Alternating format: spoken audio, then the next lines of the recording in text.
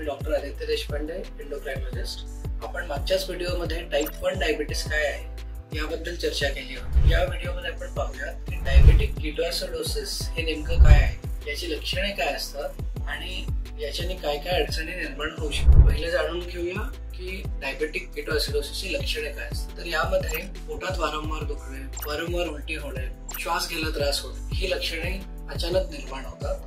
हेच मुलं-मुली जेव्हा हॉस्पिटलमध्ये ही लक्षणे घेऊन जातात तेव्हा त्यांच्या रक्तातील साखरेची पातळी अतिशय वाढलेली आहे असं आढळतं. आणि त्याचबरोबर रक्तात जेव्हा आपण ब्लड गॅस अनालिसिस करतो त्याच्यामध्ये मेटाबॉलिक ऍसिडोसिस झाला आहे, म्हणजे रक्ताची ऍसिडिटी वाढलेली आहे हे सुद्धा आढळतं. त्याचबरोबर रक्तात व लघवीमध्ये कीटोन बॉडीज हे डिटेक्ट होतात. तर या सगळ्या गोष्टी का होतात आणि त्याच्याने पुढे काय अडचणी होऊ शकतात हे आपण जाणून घेऊया. तर टाइप 1 डायबिटीस मध्ये शरीरात इन्सुलिन अतिशय कमी प्रमाणात बनतं किंवा बनतच नाही. अशामध्ये शुगर जर वाढली तर त्याचबरोबर कीटोन बॉडीज निर्माण होतात. हे कीटोन बॉडीज रक्तामध्ये ऍसिडिफिकेशन ही करू शकतात आणि एकदा तुमच्या रक्ताचं पीएच जे अतिशय नाजूकपणे मेंटेन असतं नॉर्मल सर्कमस्टन्सेसमध्ये किंवा नॉर्मल पेशंट्समध्ये, ते एकदा बिघडलं, ते एकदा ऍसिडिक झालं की शरीराच्या वेगवेगळ्या ऑर्गन्सच्या नॉर्मल कामांमध्ये सुद्धा बाधा येऊ शकतात. तर याच्यामुळे काय काय अडचणी निर्माण होऊ शकतात. तर टाइप 1 डायबिटीस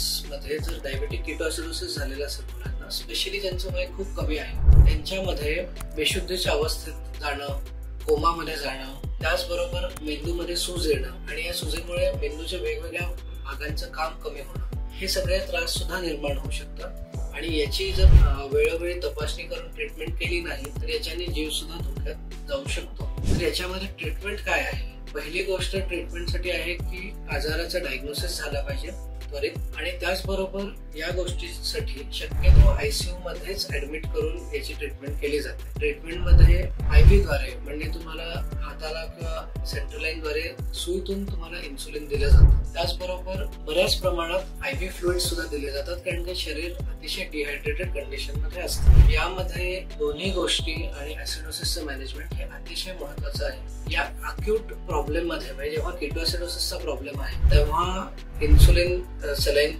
मधून देऊन आणि आयव्ही फ्लुइड्स बऱ्याच प्रमाणात देऊन एकदा रिकव्हरी झाली की मात्र त्यापुढे जेव्हा पेशंट वॉर्ड मध्ये असेल किंवा जेव्हा घरी जाईल तेव्हा हे इन्सुलिन कंटिन्यू ठेवणं हे अतिशय गरजेचं असतं. टाइप 1 डायबिटीसच्या रुग्णांमध्ये जर इन्सुलिन घेण्याची पद्धत चुकीची असेल किंवा इन्सुलिनच्या व्यतिरिक्त कोणत्या गोळ्या घ्यायचा प्रयत्न केला आणि इन्सुलिन डॉक्टरांच्या सल्ल्याशिवाय बंद करायचा प्रयत्न केला तर हा त्रास वारंवार होऊ शकतो. आणि डायबेटिक कीटोएसिडोसिस जर वारंवार होत असेल तर त्याच्याने normal day to day life मध्ये तर बाधा येईलच, बाकी कॉम्प्लिकेशन्स आणि जीवघेणे कॉम्प्लिकेशन सुद्धा लवकर निर्माण होऊ शकतात. त्यामुळे जेव्हा लहान मुलांमध्ये मधुमेह आढळतो तेव्हा तो कोणत्या प्रकारचा आहे हे माहिती करून घेणं अतिशय महत्वाचं आहे. आणि टाइप 1 डायबिटीस साठी जी काही ट्रीटमेंट आहे त्याच्यामध्ये आई वडील, रुग्ण स्वतः, त्यांचे टीचर्स व त्यांचे ट्रीटिंग डॉक्टर या सगळ्यांकडून खूप प्रयत्न लागतात.